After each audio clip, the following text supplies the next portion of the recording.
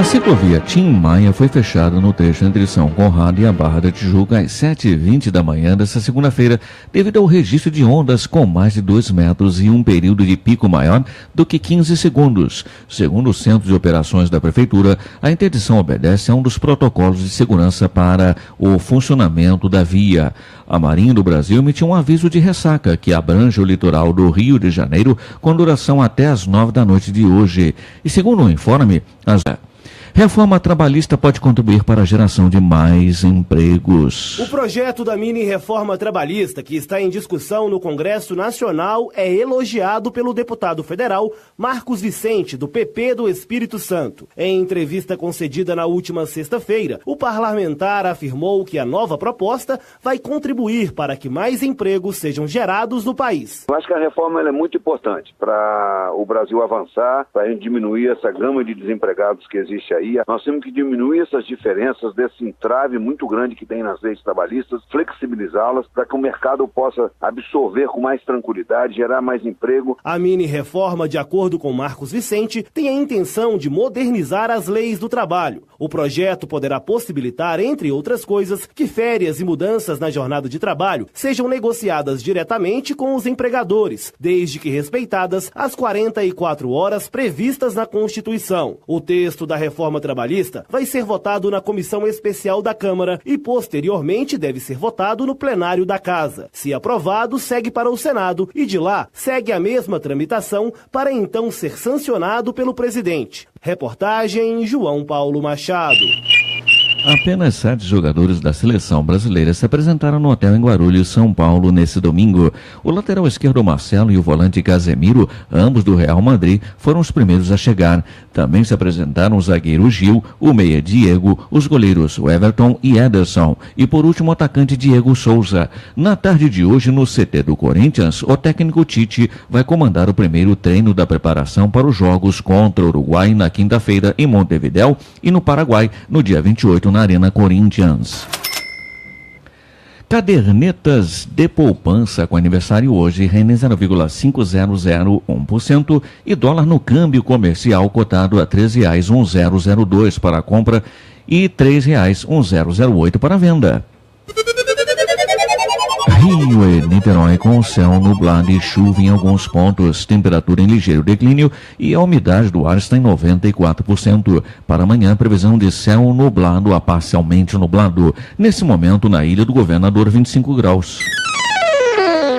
E a Subsecretaria Municipal de Vigilância em Saúde do Rio informou que vai aumentar as doses de vacinas contra a febre amarela a partir da semana que vem nos 34 postos do município. De acordo com a subsecretária Cristina Lemos, serão 250 doses a mais para atender o público e diminuir as filas. Ela também anunciou que no próximo sábado vai ser feito o dia de mobilização, onde todas as unidades estarão exclusivamente dedicadas à imunização. A data de início da campanha vai ser no dia 27 de março. Até o momento, 64 das 92 cidades do estado já participam da campanha de vacinação contra a febre amarela. No Rio, 12h58. Plantão Rio Notícias. Próxima edição, 11h55. A seguir, você ouve o programa Debate na Rio. A apresentação, Eduardo Araújo.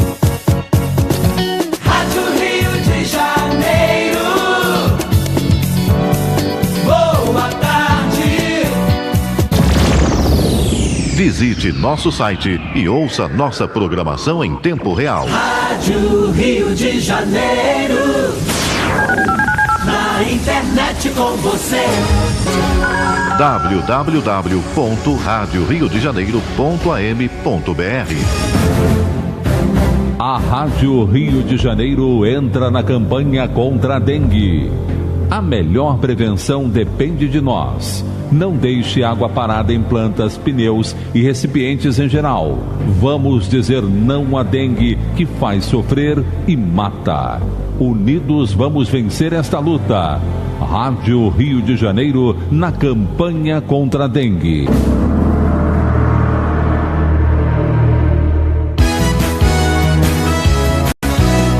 Rádio Rio de Janeiro, 1400 AM.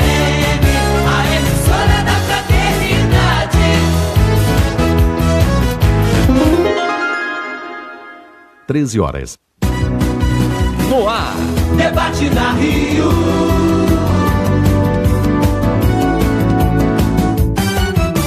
Apresentação: Eduardo Araújo. Olá, prezado ouvinte da Rádio Rio de Janeiro. Está entrando no ar o programa Debate na Rio. Comigo, Eduardo Araújo. Estou na companhia hoje do Nelson Tavares, que eu há pouco chamei de Nelson Monteiro, mas eu vou explicar por que eu chamei ele de Nelson Monteiro. Então, Nelson Tavares, Maria de Fátima Miranda e André Monteiro. Então eu juntei Nelson com Monteiro e ia chamar ele de André Tavares. Uma beleza, né?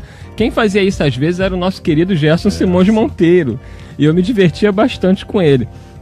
Aliás, o Gerson, a gente sempre lembra dele com muito carinho, porque o Gerson foi que nos colocou juntos, né? Hoje tem a amizade. A Miranda eu já conhecia, mas eu tive a alegria de conhecer o Nelson, de conhecer o André Monteiro, o Paulo Guedes, que estaria aqui hoje, mas não conseguiu chegar a tempo. São 3 grandes amigos hoje e eu devo isso ao nosso Gerson Monteiro. Aliás, o Gerson, ele trouxe tanta gente para a rádio, né? E uniu tantas pessoas que a gente nunca vai deixar de destacar que se nós estamos aqui hoje é graças à intercessão dele por todos nós estarmos aqui. Tem aqui o nosso Luiz Carlos na técnica, no telefone está lá a Sheilinha, a Dona Zita. Por falar em telefone, o telefone é o 3386-1400, 3386-1400. Você também pode mandar mensagem pelo WhatsApp. O telefone é o 984867633. Mas não se esqueça de identificar, tá? É 984867633. Você internauta, câmera frontal aqui da gente, você pode ouvir e assistir o nosso programa em tempo real no Brasil e no mundo em www.radioriodejaneiro.am.br.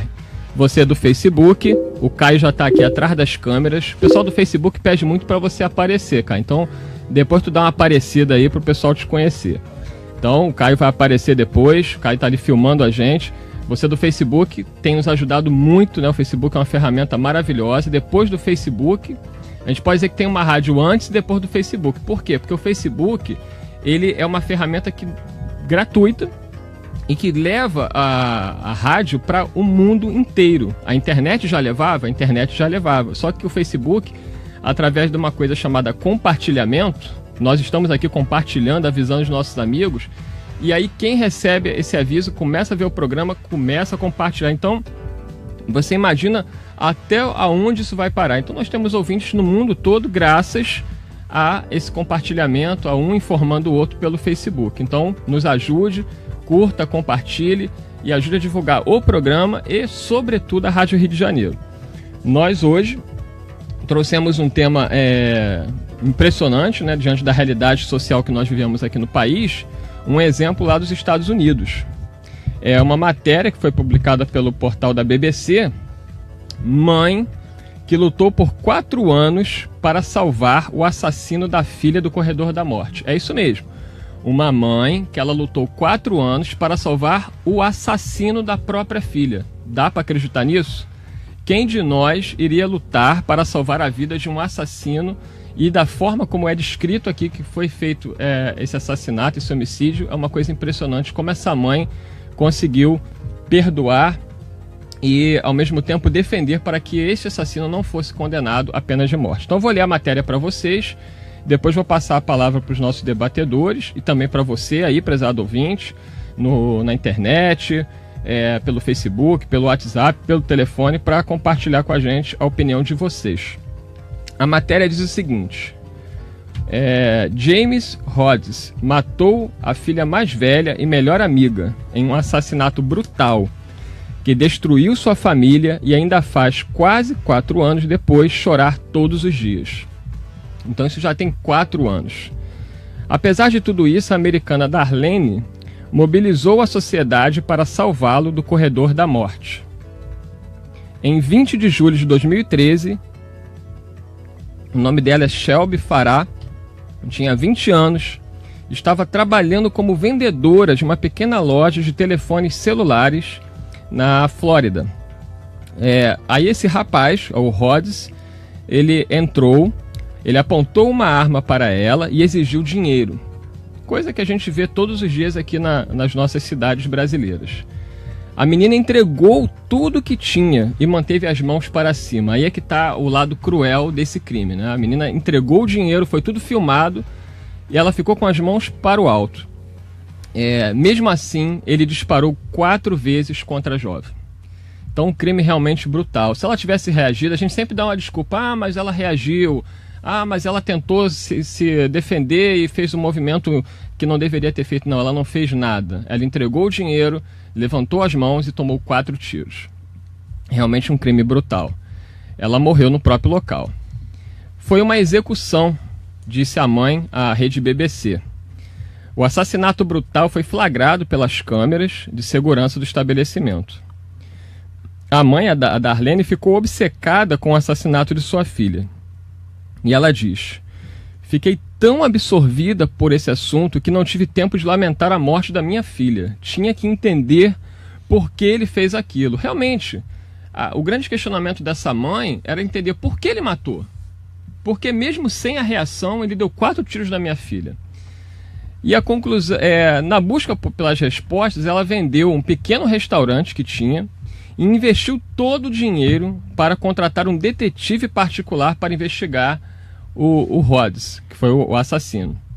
E a conclusão dessa investigação mudaria para sempre a percepção de Darlene sobre o assassinato de sua filha. Ela não só parou de fantasiar sobre como seria esse julgamento em que ela desejava a morte dele, mas passou a militar publicamente para evitar que ele fosse condenado à morte. Mas afinal, o que ela descobriu que fez com que ela mudasse completamente a visão que ela tinha sobre o criminoso? Então vamos lá. Ela descobriu o seguinte: Jamie Rhodes nasceu em um lar cercado de drogas, crime e negligência, que é o que nós vemos, infelizmente, muito aqui nas histórias dos menores infratores no nosso país. Quando ele tinha 8 meses de idade, ele foi abandonado por sua mãe, viciada em drogas, e passou a morar com o pai, alcoólatra e dependente químico, que já havia sido preso inúmeras vezes. Então, uma realidade social bem complicada. Mas ela descobriu mais através deste detetive. Quando ele tinha 5 anos, o pai perdeu a sua guarda e ele passou a viver em um orfanato. Ele cresceu em um orfanato e via outras crianças sendo adotadas, mas ele não. Aos 9 anos, ele foi estuprado por outra criança mais velha e depois por uma assistente social. E aí, diante disso tudo que ela descobriu, ela começou a verificar o drama da realidade desse rapaz, da história de vida dele. E aí ela toma uma decisão de defender com que ele não fosse mais condenado à pena de morte. Ela até aceitava que ele ficasse em prisão perpétua, porque ele tinha uma ficha corrida. Ele já tinha cometido outros crimes. Então, realmente, soltá-lo não seria uma solução naquele momento, nem para ele mesmo. E aí, diante disso tudo, ele foi a julgamento. O fórum lá, todo mundo, os advogados, o Ministério Público, queria que ele fosse condenado à pena de morte. Porém, ela defende e ela faz um discurso, né, durante esse julgamento, pedindo que ele não fosse condenado à pena de morte. E isso comoveu até ele mesmo. Ele ficou chorando muito durante o julgamento em ver que a mãe daquela moça que ele assassinou estava pedindo por ele. Eu estou resumindo aqui a história, que a história é longa. E ela diz aqui no texto o seguinte, que matá-lo não ia trazer a filha de volta, apenas perpetuar o ciclo de violência, gerando novas vítimas. Olha que frase dessa mulher. Ela diz, vou repetir para vocês, matá-lo não vai trazer minha filha de volta, apenas irá perpetuar o ciclo de violência, gerando novas vítimas. A jovem, a filha, era conhecida na comunidade pelo seu trabalho voluntário com crianças e idosos, e era uma pessoa bonita e misericordiosa. E ela considera que a filha não seria a favor de condenar esse rapaz à morte. Lá no finalzinho da matéria, durante o julgamento, o Rhodes ele se declarou culpado do assassinato em primeiro grau e outros crimes e recebeu 2 penas de prisão perpétua, além de mais de 20 anos de prisão. Quer dizer, ele passaria o resto da vida encarcerado, sem possibilidade de liberdade condicional. Então não haveria recurso, ele ficaria preso o resto da vida. No julgamento final, que ocorreu em 2 de março, a Darlene fez um discurso tão comovente que ele não conseguiu parar de chorar, a ponto de o juiz ter sido obrigado a interromper a audiência para acalmar o jovem. Antes do veredito, ela conseguiu concretizar um dos seus pedidos mais insistentes. O que queria a mãe dessa jovem? Ela queria ficar frente a frente com o assassino de sua filha. Imagina que situação delicada, né? A Darlene e seus outros 2 filhos se encontraram com o Rhodes e lhe mostraram fotos da família para ajudá-lo a encontrar um propósito na vida. Ele tem 25 anos. Ele pediu desculpas e agradeceu a família pessoalmente naquele momento. E, para terminar, depois já condenado, ele mandou uma carta para a família dizendo o seguinte: ele desenhou uma casa com árvores e uma família de mãos dadas e disse que se pergunta todos os dias como seria sua vida se tivesse tido uma mãe como ela. Então, uma história realmente comovente, um grande aprendizado, um grande ensinamento para todos nós. E a pergunta que a produção do programa fez, baseado nesta matéria, é a seguinte: a pena de morte é uma solução para o combate à criminalidade? Aqui no nosso país existe uma corrente forte que defende isso, que deveríamos instituir a pena de morte como uma solução para combater o crime, inclusive para menores infratores. Qual a visão da doutrina espírita sobre isso? Nelson Tavares, não Monteiro. Olá, meus caros, os amigos da mesa e a todos os ouvintes. Agradecendo a vocês também a audiência, que a gente está observando aqui que tem vários amigos já conectados. É um prazer estar com vocês. Eduardo, é o seguinte: a doutrina espírita recomenda, pelo viés da reencarnação, que o objetivo primeiro de encarnar é conseguir evoluir em diversos aspectos de que precisamos. A gente não pode ignorar que a pena de morte constitui um paliativo para o problema com que a sociedade não consegue lidar. Na medida em que o indivíduo não é exterminado, porque imortais que somos, continuaremos a nossa jornada de qualquer maneira, matar esse indivíduo, tirar dele o corpo físico, apenas constitui um adiamento dos enfrentamentos que se fazem indispensáveis. Por meio da doutrina da reencarnação, a gente sabe que, até tinha um amigo meu que brincava dizendo que é melhor mantê-lo vivo, porque enquanto vivo a gente sabe onde está, o que está fazendo. Exatamente. Uma vez desencarnado, a gente perde o controle exatamente sobre como ajudar esse espírito, que continuará precisando de ajuda, porém ainda com mais débitos, mais dificuldades acumuladas. É por essa razão que, por meio da doutrina e por meio também do que hoje estabelece o ordenamento jurídico do Brasil, a pena de morte não é uma boa solução. Lembrar aqui, prezado ouvinte, que o nosso Nelson Tavares, o professor da área do direito, então ele sabe muito bem o que está falando. Mas você há de convir que a corrente na população brasileira que defende isso é grande. Inclusive juristas, não é, Nelson? Na verdade, não há fundamento jurídico para sustentar, porque a Constituição é clara, né? André também está aqui hoje para poder temos ajudar. 2 advogados aqui, André Monteiro também. A Constituição é clara no sentido da tutela da vida, mas as pessoas sustentam, com base apenas em valores pessoais, que essa seria uma solução. No mundo inteiro, a pena de morte não resolveu o problema da violência. Há diversos países com pena de morte, como é o caso dos Estados Unidos, e os índices de criminalidade nos estados em que ela é aplicada ainda são muito grandes. Maria de Fátima Miranda, respondendo aí a pergunta da produção do programa: a pena de morte é uma solução para o combate à criminalidade? Jesus nos dá chance de vida, não é? Nós somos imortais, então, para corrigir os nossos equívocos, nós temos chances renovadas a cada encarnação. Lembrando que a doutrina espírita, o slogan da doutrina espírita é: fora da caridade não há salvação. E o próprio Jesus nos diz para amarmos ao nosso próximo como a nós mesmos. Sabendo que cada um de nós traz crimes também nas costas, não é? Aqueles que querem nos ajudar diante de um equívoco nosso não podem de forma nenhuma nos convidar à irresponsabilidade. Nós precisamos reparar, mas que essa reparação seja feita com dignidade. E aí vem todo um contexto social, de leis, cada nação com seus valores, com a sua cultura, mas o espírito é imortal. Então, a lei divina já nos mostra qual é o caminho. é dar uma nova chance. Agora, essa nova chance vai estar sempre pautada de acordo com as condições reais. No caso, ela via que ele ser posto em liberdade não seria saudável para ele, seria linchado, não é? E a pedagogia divina e educativa. Então, peçamos a Jesus que na hora do nosso testemunho saibamos nos lembrar desses conceitos que já conhecemos, porque são eles que devem ser a diretriz das nossas escolhas.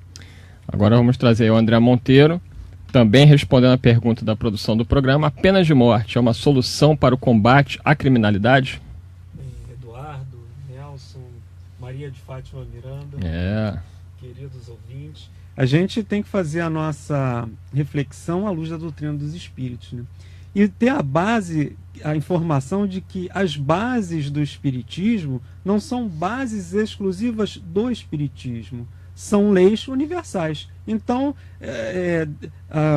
o monoteísmo, né, o Deus único e os seus atributos, é uma base do universo, não é exclusivo só nosso. A imortalidade da alma e a reencarnação também são fundamentos que não são exclusivos do espiritismo, são leis universais. Então, quando a gente tem essa informação, a gente chega à conclusão de uma forma racional e lógica: se o indivíduo vai reencarnar, o que vai melhorar a vida dele? A condenação à morte nesse instante. Se ele vai reencarnar e muitas vezes agravado por essa morte, por essa pena de morte que foi praticada contra ele, com a situação dele agravada por conta disso, né? A raiva, o rancor. A gente não quer aqui propor que as penas, as leis não sejam aplicadas, não é isso.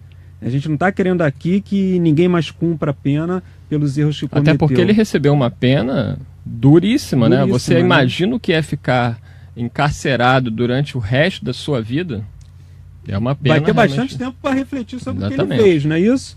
Agora, será que a pena de morte é uma condenação razoável?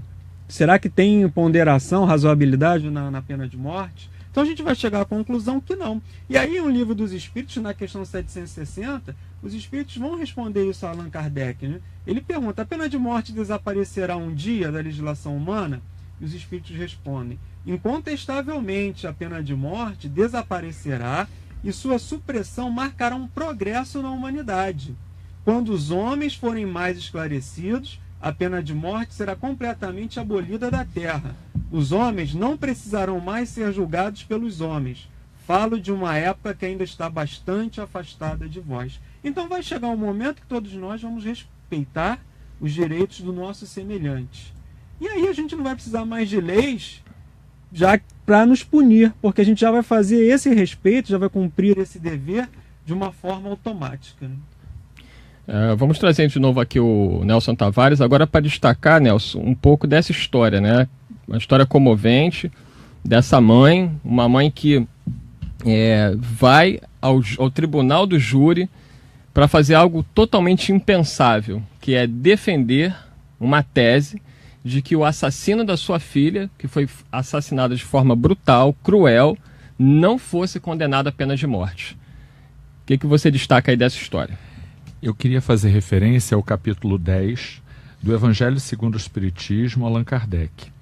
Eu estou me referindo ao item reconciliação com os adversários. A gente tem lá no item 5 o seguinte fragmento: reconciliai-vos o mais depressa possível com o vosso adversário, enquanto estais com ele a caminho, para que ele não vos entregue ao juiz, o juiz não vos entregue ao ministro da Justiça, e não sejais metido em prisão. Digo-vos em verdade que daí não saireis, enquanto não houverdes pago até o último ceitil. Esse fragmento lembra, e é o que aconteceu efetivamente na história, ninguém está sugerindo ou sustentando que ele não seja punido pelo crime que praticou. Sim. A punição é uma consequência imediata daquele que delinque diante do que estabelece a lei. O que se pede é que se permita que esse irmão tenha tempo, ainda na condição de encarnado, para refletir sobre os seus atos, para que a vida dele seja em si exemplo de uma punição que outros, no lugar dele, teriam também a oportunidade de fazer. A mãe da menina, quando num processo libertador consegue perdoá-lo, ela se desvencilha de qualquer compromisso daqui por diante que ela tenha com ele. isso não significa que o comprometimento dele com a própria consciência, inclusive como ensina a doutrina, não lhe faça refém, ainda num futuro próximo ou longínquo, de reestabelecer aquilo que ele tirou da lei, não apenas da lei dos homens, mas também da lei de Deus. Portanto, o perdão é um processo libertador, mas não daquele que se equivocou, mas daqueles que estão envolvidos em toda a situação de catástrofe, porque essa é uma catástrofe familiar, né? Libertando essa mulher, essa mãe, das dificuldades que ela poderia ter daqui por diante. Olha, já vou trazer aqui uma participação, Maria de Fátima Miranda. Difícil de responder, mas eu acho muito importante nós trazermos. Você tem que... Miranda, vamos, você mesmo, Miranda. É a nossa Neida de Nova Iguaçu. Olha o que ela coloca. Boa tarde, amigos debatedores. Eu não sei se a pena de morte resolve, mas meu filho de 22 anos foi assassinado por um rapaz que estava preso e condenado a 30 anos de prisão. Ele recebeu o benefício da lei, fugiu. Quer dizer, é o regime progressão. Deve ter sido indulto, pode ser. Sim, também. Né? Ou então ele aquela coisa de poder sair da cadeia e depois voltar para dormir. Então ele aproveitou esse benefício e fugiu. Ele voltou a matar mais 8 pessoas, né? Isso antes de matar o filho dela.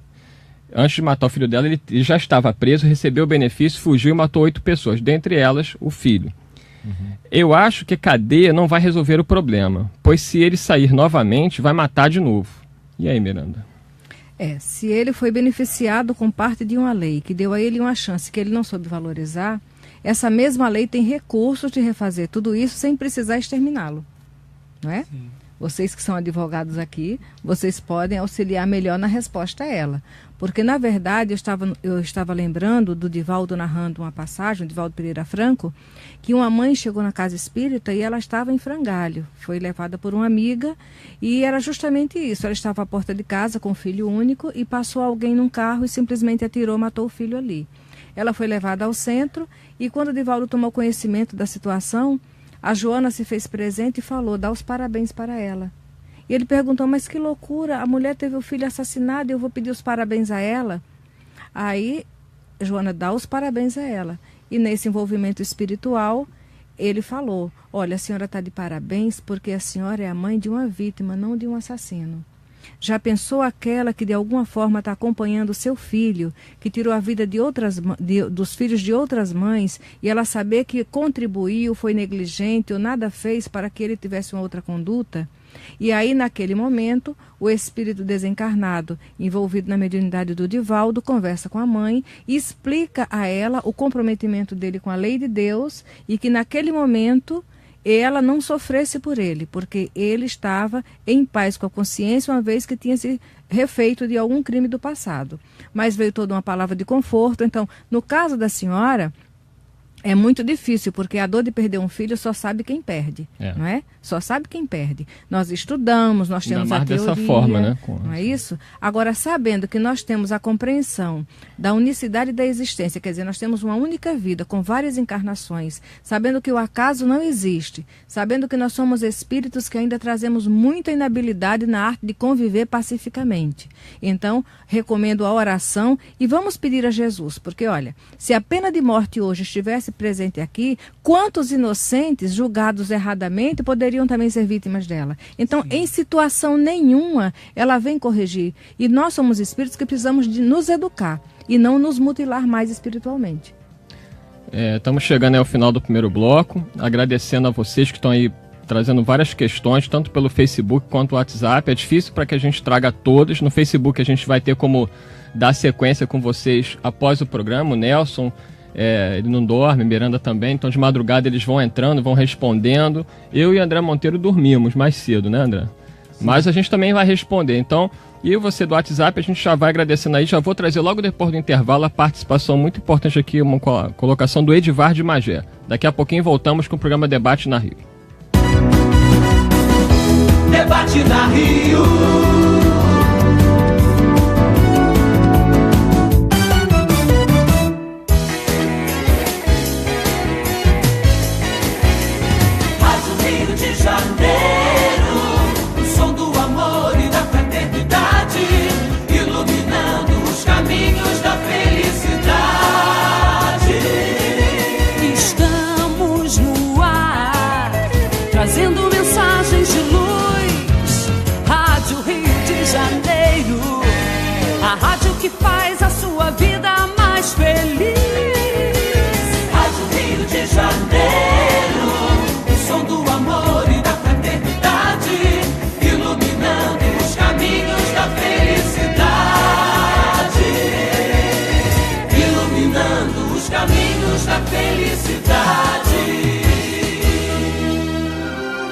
você pode ser vencedor de si mesmo e do mundo.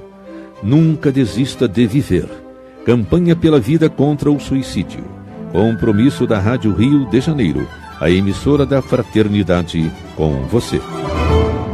Já está nas bancas o jornal Correio Espírita. Leia na edição de março. A ciência começa a descobrir o espírito. Conheça o poder da não violência. A morte não existe. Saiba como se dá o desprendimento do corpo na desencarnação. E veja a construção dos valores da família. Esta e outras notícias você encontra no jornal Correio Espírita. Assine já pelo telefone 27212505 de segunda a sexta ou pelo site www.correioespírita.org.br. Novo ensino médio. Quem conhece, aprova. Eu quero fazer jornalismo. Eu quero ser professora, é o que eu amo. Eu quero um curso técnico para já poder trabalhar. Agora, com o novo ensino médio, você tem mais liberdade para escolher o seu futuro, de acordo com a sua vocação. Quem conhece o novo ensino médio, aprova. Já é assim com 72% dos brasileiros, segundo pesquisa do Ibope. Acesse mec.gov.br e saiba mais. Ministério da Educação, Governo Federal, Ordem e Progresso. A Rádio Rio de Janeiro está inovando e o Clube da Fraternidade também. Não fique de fora dessa. Eu, Cristiano Moreira, estou aqui com vocês todas as sextas-feiras ao meio-dia, com reprise aos domingos 11h30 da manhã. Eventos, descontos, benefícios e a prestação de contas que nós, a emissora da Fraternidade, teremos com você. Clube da Fraternidade, Rádio Rio de Janeiro e você. Juntos por um mundo melhor. Atenção, ouvinte da Rádio Rio de Janeiro. Você que ainda não atualizou seus dados cadastrais como participante e mantenedor do Clube da Fraternidade, precisamos fazer uma atualização. Para isso, envie preferencialmente seus dados para o e-mail informacpf@radioriodejaneiro.am.br ou ligue para 0 operadora 21 3386 1403 ou 3386 1422, informando nome conforme cadastrado em seu boleto de contribuição, o número do CPF, telefone, endereço completo com CEP e a data de nascimento e e-mail. A Rádio Rio de Janeiro agradece sua colaboração. ZYJ 462, Rádio Rio de Janeiro, 1400 AM.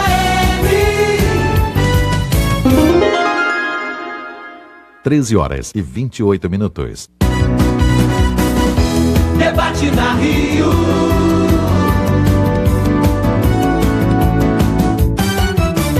Apresentação: Eduardo Araújo.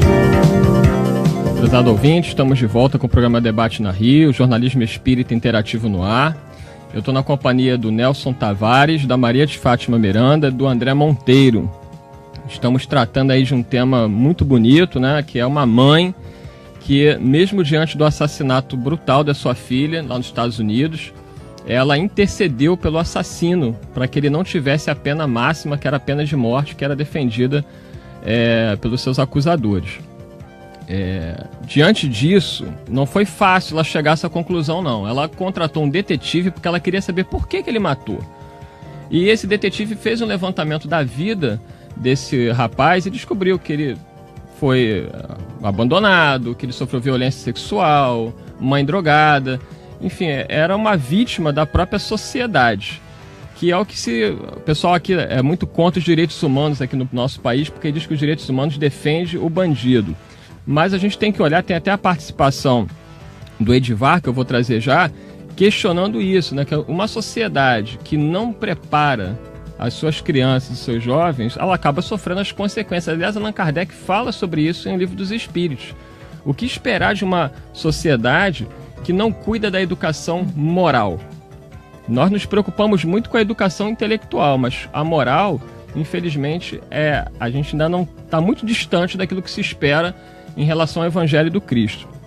Então, uma cena que eu considero uma das mais bonitas é que ela encontra, antes do julgamento final, ela fica frente a frente com o assassino de sua filha e tem a oportunidade de falar com ele. Ele pede desculpas, ele chora E no final ele ainda manda uma carta depois de tudo para ela, dizendo que se ele tivesse tido uma mãe como ela, talvez ele não tivesse levado a vida dele para o rumo que levou. Então vamos voltar aqui, lembrando que você pode continuar ligando, participando. O telefone é o 3386-1400, pelo WhatsApp 98486-7633 e pela internet em radioriodejaneiro.am.br. Você do Facebook, continue nos auxiliando, compartilhando. Nós já estamos com um número muito grande de pessoas nos assistindo, comentando os vídeos. Mas quanto mais você compartilhar o vídeo, mais pessoas poderão ver esse programa. Então vamos nos ajudar. A gente sempre coloca, o compartilhamento para a Rádio Rio de Janeiro é fundamental. Até mais do que curtir, é você compartilhar. Então vamos voltar aqui já com a participação do Edivar. Ele diz o seguinte, ele é lá de Magé. Para aplicar a pena de morte, a sociedade deveria ostentar a autoridade moral de não ter contribuído em nada para fabricar esse criminoso. E aí, quem é agora? André Monteiro. Tem um detalhe só, Eduardo, em relação à participação anterior da nossa ouvinte, que ela relatou o detalhe a Neida de Nova Iguaçu. Recebeu a liberdade e voltou a cometer os crimes, né? E a nossa proposta aqui não é de que a pessoa não cumpra a sua parte, né, a sua pena pelo crime que cometeu. Mas nós não também podemos justificar um erro por um outro erro. Né? E a doutrina dos espíritos coloca para nós, Kardec faz um questionamento aos espíritos na pergunta 167. Né? Qual o objetivo da reencarnação? E aí os espíritos respondem, expiação, melhoramento progressivo da humanidade, sem isso, onde estaria a justiça? Então a justiça está no direito de reencarnar e de viver e de cumprir as suas provas e expiações. E muitas vezes nós escolhemos como prova para passar por determinado gênero de morte. Mas ninguém reencarna com a prova, com a missão de ser o artífice disso. Né? Ninguém reencarna com a missão de cometer um crime. Agora, ele sucumbiu a essa tendência, essa má tendência. Isso não justifica, né, o fato.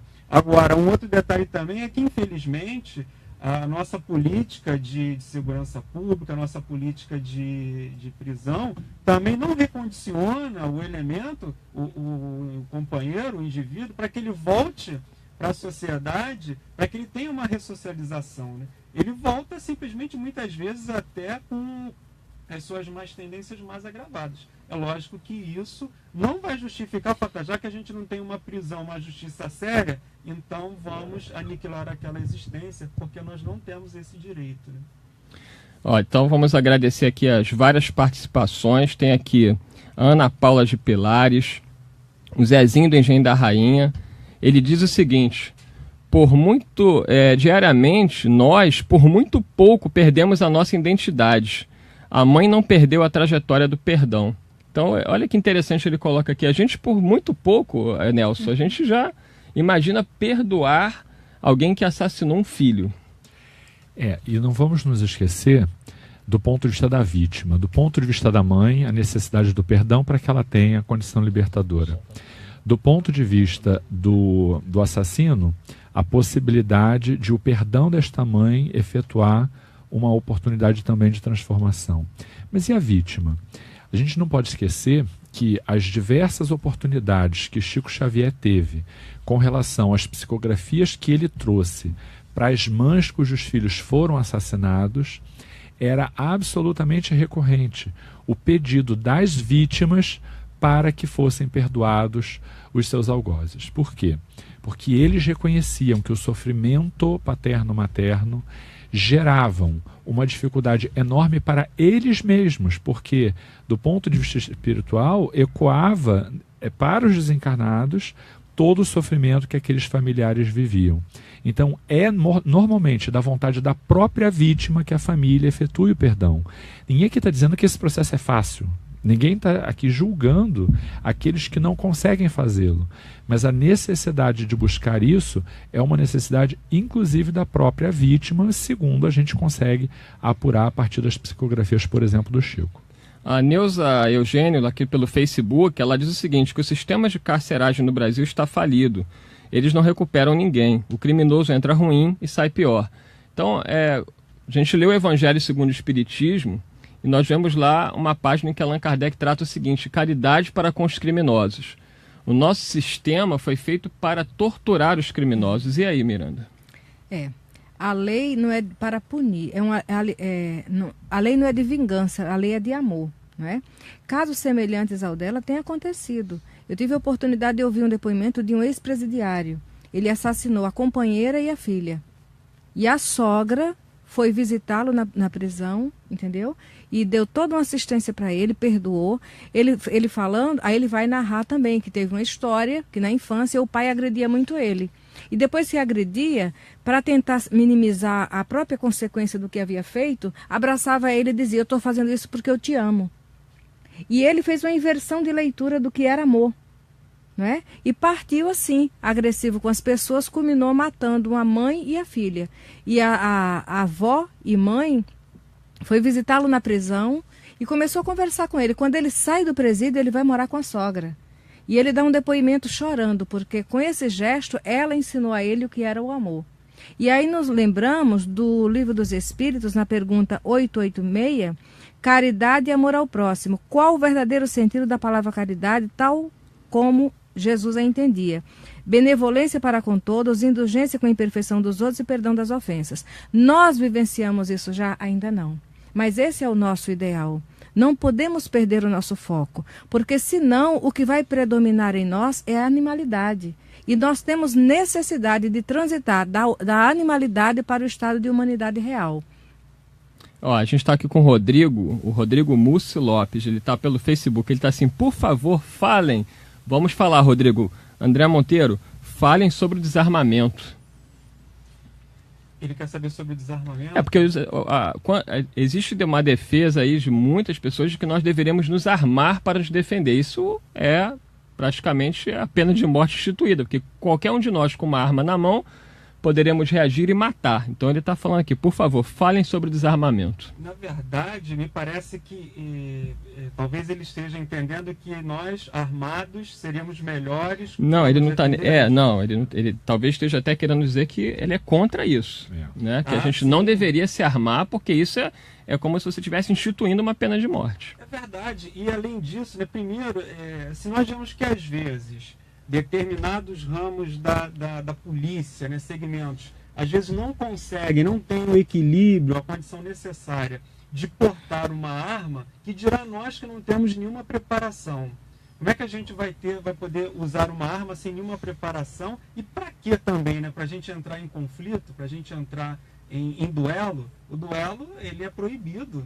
E até o próprio Espiritismo diz que um dia o duelo vai terminar. Então a gente seria implantar novamente o duelo. As pessoas têm conflitos, têm diferenças e vão digamos assim, vão entrar num debate, né, com problemas até de isso causar vítimas que não tem nada a ver com aquela situação. E quantos problemas também nós não vimos de pessoas que portam armas em casa e acidentes que aconteceram porque aquela arma estava lá guardada, uma criança pegou, foi brincar. Então isso é totalmente contrário. Na verdade, a gente tem que se desarmar, né? Não só nos desarmarmos das armas mesmo de fogo, mas desarmarmos o ódio do nosso coração, esse sentimento de raiva e de vingança, verdade. Porque a gente tem um sentimento ainda muito bélico, né, dentro de nós. Nosso pensamento, nosso sentimento ainda é muito bélico. Tudo a gente quer combater, tudo que a gente quer brigar, quando na verdade a gente só vai conseguir se desarmar mesmo, efetivamente, com o Evangelho. Se a gente não colocar em prática, estudar e colocar em prática o Evangelho de Jesus, dificilmente nós vamos nos desarmar não só do nosso ódio, como também dos nossos vícios, né? Estão falando que o André está falando longe do microfone, então ele vai falar mais perto. Agora aqui a Rosemary Batista, pelo WhatsApp, ela colocou um fato semelhante ao que nós lemos na matéria da BBC. Ela diz que certa vez leu em um folheto da Igreja Católica um caso muito parecido. Uma mãe que visitava o assassino do filho, pois ela entendeu que pelo filho o que ela podia fazer era rezar. Mas por aquele rapaz que matou o seu filho e que, segundo ela, não teve ninguém para ensiná-lo que não se pode fazer mal às pessoas e principalmente matar. Ela iria cuidar como se fosse o seu próprio filho e iria ensinar tudo isso. Então, temos aí muitos exemplos, Nelson, em relação a isso. Mais um caso aqui de uma mãe que ela pensa, o meu filho já morreu, eu só posso rezar por ele. Agora, por esse que matou meu filho, eu vou tentar ajudá-lo como se fosse meu próprio filho. Realmente é de uma grandeza impressionante, né? Muito bonito. Eu costumo dizer que o papel do pai e da mãe é de promover atos educativos para que o filho possa, com aquele exemplo, ser auxiliado. Na verdade, esse processo educativo pode continuar mesmo depois do desencarne desse filho. Não há nenhum problema nisso. E o perdão é um exemplo que os pais podem oferecer. Se este filho está ainda envolvido em processos de ódio, a conduta do pai, a conduta da mãe, é um elemento saneador para que esse indivíduo possa, na sua continuidade evolutiva, não enfrentar problemas que constituiriam para diante processos obsessivos graves. A gente tem histórias de séculos perdidos por espíritos que se envolvem em processos de vingança. E muitas das vezes esse processo pode ser alimentado pelo sofrimento do pai e da mãe. O perdão vai trazer uma libertação tão grande para essa família que o próprio desencarnado se sente constrangido de buscar uma vingança se os pais dele já não buscam tal conduta. O Roberto continua fazendo, o Rodrigo, né? Pergunta difícil aqui, Miranda. Ele diz o seguinte: mas se alguém invadir minha casa, é legítimo eu me defender e matar? E a oração? Né? E a oração? Porque a casa é um empréstimo divino, o corpo físico também, mas nós somos imortais. Não vamos sair por aí provocando ou nos expondo para conferir a proteção divina. O testemunho parte de Jesus na cruz, quando Maria lamenta o que os homens fizeram com ele. E ele convida ela a abraçar a humanidade como filho. Mulher, eis aí teu filho, filho, eis aí tua mãe. Então, nós, ao longo de muitas encarnações, estamos condicionados a reagir. No processo educativo, temos que aprender a agir dentro dos valores que estão sendo passados, né? A questão de estar armado, a questão de estar prevenido contra algo que alguém vem me fazer, vamos observar, sem arma material. Quando nos armamos emocionalmente e psicologicamente, só dá tragédia. Porque quando o outro se manifesta, já vamos para nos defender, já vamos agredindo, já vamos atacando, com a vibração mental, com a palavra, com o gesto, com a atitude e com a ação. Então, armar-se contra qualquer pessoa ou alguém já denota que não vai ter um final feliz, né?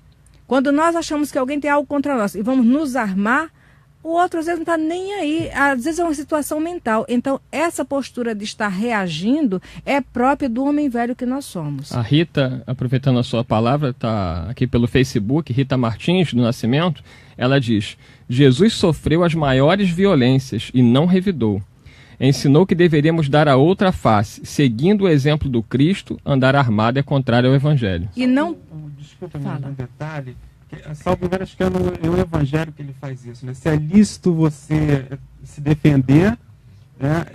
Expor a vida pelo malfeitor. Sim, ele fala assim, tem uma passagem que vai dizer, até pela sua lei de instinto de sobrevivência, você vai se defender, mas você tem que ter o cuidado do limite dessa autodefesa, né? Qual o limite dessa autodefesa? Então o indivíduo invadiu a casa, e aí ele invadiu. Como é que você vai qual o limite que você vai conseguir se defender, se proteger a sua vida, que é lícito para nós nos defendermos, defender a nossa vida. Mas qual o limite que você está ultrapassando esse direito de autodefesa? E muita gente tentando se defender, guardando arma em casa, terminou sendo vítima. Sim. Né? Pela habilidade, pela agilidade e por toda uma situação que está em torno. Não podemos esquecer que nós compreendemos a vida pela lei da reencarnação. Então, por mais difícil que seja trazer isso à prática, porque a nossa realidade ainda é muito terra a terra, nós não podemos esquecer que o nosso ideal é sair desse foco, é se educar, não é? E não ficar já se prevenindo de algo que você não sabe nem o que vai acontecer. Porque nessa de ter arma em casa, quantas crianças pegam a arma, chega na escola e detona o coleguinha? Ou então, brincando em casa mesmo, gera acidente. Vamos continuar a agradecer aqui a muitas participações, a você do Facebook, continuamos insistindo, vamos compartilhar o nosso vídeo para a gente aumentar aí o número de pessoas nos assistindo. Agradecer a Zita da Ilha, ela diz que é completamente contra a pena de morte, pois sempre condenamos quem mata. Como vamos proceder do mesmo modo? É verdade, né, dona Zita? Se a gente condena quem mata, a gente não pode defender à morte. A Cacilda Valente aqui pelo Facebook, a Neuza Eugênio, Cleide Brito, a Carmen Lúcia, o Marcelo Alcântara, Ana Lúcia, Jusceia Santiago, por um acaso minha mãe, o Júlio Ferraz, enfim, todo mundo participando e colaborando com a gente aqui. O Rodrigo, ele é polêmico aqui no Facebook, ele está perguntando o seguinte: eu posso ser espírita e policial? Agora acho que é o André Monteiro. E aí, André Monteiro? Pode, perfeitamente, né? Perfeitamente pode. Agora, tudo não é o que nós estamos fazendo, né? Não é o fato de ser policial, mas como você está sendo policial. Você está sendo um policial dentro dos padrões cristãos? Porque, como nós colocamos, você tem o direito de se defender. Às vezes você vai precisar usar uma arma de fogo para se defender, mas você tem que ter o cuidado com esse limite, com esse bom senso. Até que ponto nós não estamos ultrapassando esse limite, né? Você tem um direito de preservação, de conservação. Mas, e tudo não é o que você está fazendo, mas como você está fazendo. Se estiver dentro dos padrões cristãos, você está colaborando e contribuindo para a sociedade, porque a sociedade precisa de polícia. E agora você tem que ter um padrão cristão na sua profissão. Aqui temos a Normélia, ela está dizendo o seguinte: eu como espírita entendo, mas ainda penso que se eu fosse a mãe dessa moça, ela vai ser complicado. Mas eu faria também, pois não condeno meus irmãos que estão no caminho. É muito difícil, né, Nelson? A gente, por mais espírita que nós sejamos, quando é conosco é a hora da verdade, né? É verdade. Só queria, o povo está pedindo aqui para você dividir o microfone com a Miranda. Porque o microfone Miranda, a Miranda vai compartilhar com ele. Vamos compartilhar ali o microfone. Aí, desculpe, Eduardo, você pode repetir. Então, a Normélia está dizendo o seguinte, que ela como espírita, ela entende, mas ela diz o seguinte: se fosse comigo, eu não sei o que faria, né? Porque não é fácil. Ela diz assim: eu não condeno essas pessoas, mas quando é com a gente, porque ser espírita, pregar, falar de Jesus é uma coisa. Agora, essa mãe, que eu nem sei se é espírita, se é evangélica, católica, ou se tem uma religião, não sei, mas que ela teve uma atitude cristã, isso eu tenho certeza. Com certeza. E é importante lembrar que a doutrina espírita não recrimina qualquer tipo de conduta.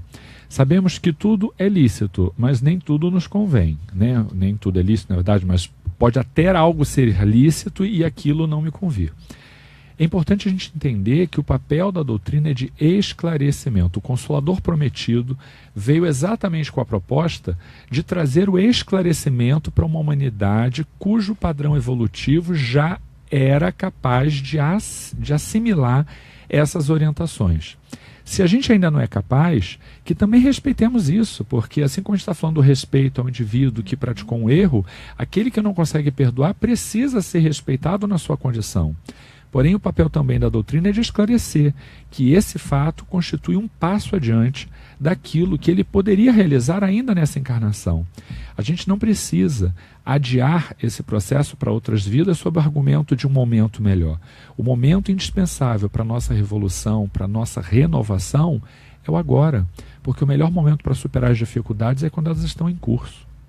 O Alberto Carlos, é isso? Alberto Carlos de Maricá.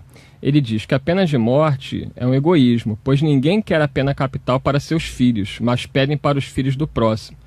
Então é muito bem lembrado, Alberto. E aí o André Monteiro lembrando de Jesus, né? Que não faças aos outros aquilo que não gostaria que fizessem contigo. Agora com o microfone da Miranda. Vamos ver se agora vai, André. Com certeza. E nós ainda encontramos aqui a questão que fala da autodefesa também, ó, questão 748. Kardec pergunta, né? Deus desculpa o assassínio em caso de legítima defesa? Os espíritos respondem: só a necessidade pode desculpá-lo. Mas se se pode preservar a vida sem atenuar contra a do seu agressor, deve-se fazê-lo. Então isso deve responder a pergunta do nosso amigo Rodrigo, né? Em relação ao que o Alberto coloca, tem uma passagem interessante em um dos livros do Humberto de Campos, que um companheiro ele arma uma situação para prender um rapaz que estava cometendo um crime. E ele tinha estudado, e eram 2 espíritas. E quando eles estão saindo da casa espírita, aí o tema tinha sido perdão. E aí o companheiro falou assim, olha fulano, será que isso que a gente não ouviu, né, por conta que a gente tem que perdoar aquele companheiro que está cometendo aqueles crimes, eu estou vendo que você está muito radical com relação a isso. Ele, não, a gente tem que prender, ele é um criminoso. E aí, por fim, quando eles conseguem prender o criminoso que armam aquela situação toda, era filho daquele rapaz que estava tão ali radical Olha só. Então a gente tem que ter, né, um certo cuidado aí em relação a isso. Até agradecer aqui a Terezinha de Itaguaí, que ligou pra gente, o Alfredo Luiz, a Rosângela de Duque de Caxias, o Luiz da Ilha do Governador. Ele destacou um negócio interessante, ele falou, não matarás, mas o ser humano conseguiu colocar um asterisco com algum intuito. Então é bem lembrado pelo Luiz, né? Já está lá, né, no decálogo, não matarás, Nelson. Na verdade as regras são muito claras. A nossa dificuldade ainda de colocar em prática é que precisa ser trabalhada. O item o ódio também no Evangelho segundo o Espiritismo vai dizer, amai-vos uns aos outros e sereis felizes. Tomai sobretudo a peito amar os que vos inspiram indiferença, ódio ou desprezo. Porque o Cristo, que deveis considerar como modelo, a gente sabe que Jesus é o nosso guia e modelo, deu-vos o exemplo desse devotamento. Possível é. A gente precisa continuar trabalhando. O Alfredo Luiz, né, ele é apresentador do programa Somos Todos Iguais, ele coloca assim, sobre a pergunta que foi feita entre ser espírita e ser policial, a solução indicada é o policial se adestrar bem, com muito treinamento de tiro, para na hora que for preciso ter a capacidade de acertar uma parte do corpo que não seja letal para o delinquente. Então, é muito... Lembrando do Livro dos Espíritos, quando fala da guerra, Kardec pergunta se os assassinatos cometidos na guerra serão levados em consideração. Os espíritos dizem, depende do que motivou aquela morte. O que vai ser levado em consideração é se foi feito com crueldade e com intenção. Quantas vezes a pessoa já está rendida e mesmo assim é morta. Vamos aí, temos poucos minutinhos.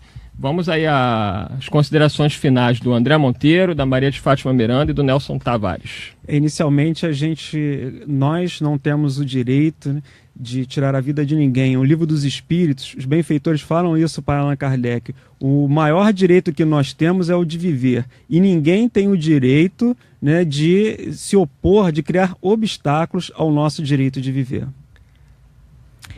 Diante da mulher adúltera, que à época a lei era que sofresse apedrejamento até a morte, né? E os companheiros lá falam para Jesus, a lei diz que ela deve ser apedrejada. Jesus diz, cumpra-se a lei. Mas aquele que não tiver pecados, atire a primeira pedra. Aquele de nós que não tem falha moral, né, ou gravidades, partindo sempre da lei da reencarnação, quem de nós poderia? Não é isso? Jesus jamais violentou o santuário íntimo de nenhum de nós. Deu acolhimento para todos aqueles que se aproximaram dele e nos ensina a fazer isso. Mas se coloca à disposição para que todos nós possamos encontrar nele os recursos necessários para a autossuperação. Nelson Tavares. Aqueles que sofrem, seja por assassinato dos seus ou qualquer motivo for, se tiver muito pesado, não deixa de buscar o seu núcleo religioso, onde você encontrará apoio, assistência e orientação. Então agradecemos a todos vocês pela participação, vocês pelo Facebook. Tivemos uma boa audiência hoje. Agradecer a você que está aí no seu radinho de pilha nos ouvindo, você que está pela internet, no seu smartphone, pela internet também, pelo site da rádio, enfim. Hoje, com a tecnologia, esse programa vai ser levado para muita gente ainda. Quem está trabalhando agora vai ver à noite, vai compartilhar e assim a gente vai divulgando essa mensagem tão consoladora da doutrina espírita. E lembremos de Jesus. Acima de qualquer coisa, independente de sermos espíritas, católicos, evangélicos, somos todos cristãos e mesmo os não cristãos, budistas, judeus, todos aqueles que seguem a Deus, a pena de morte, em momento nenhum, seja qual for a religião, pode ser defendida, porque a lei é de amor e Deus é amor. Então, até o próximo debate na Rio, na quinta-feira, com muita paz e menos violência. Um grande abraço a todos. Debate na Rio.